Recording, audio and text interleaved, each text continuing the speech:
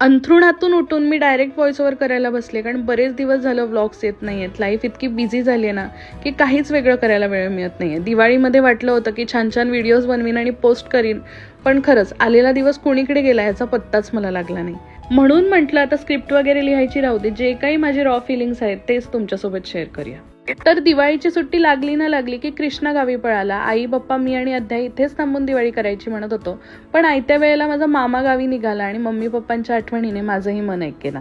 मग काय मस्त फुल ऑन एनर्जीमध्ये आम्ही बॅगा पॅक केल्या आणि कॅबने मावशीकडे आलो. मावशीकडे येऊन मस्तपैकी आरव दादासोबत खेळलो, खाऊ वगैरे खाल्ला.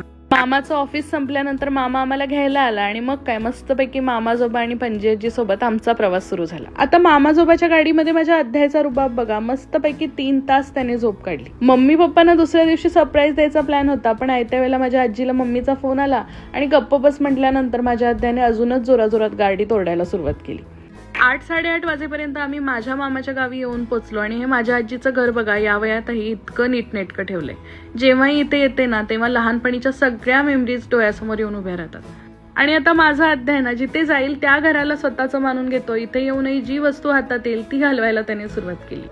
आता माझं सरप्राईज जरी फसलेलं असलं ना तरी मम्मी पप्पांना भेटल्यानंतर अध्यायची रिॲक्शन बघण्यासारखी होती. ती तुम्हाला पुढच्या व्लॉगमध्ये दाखवते.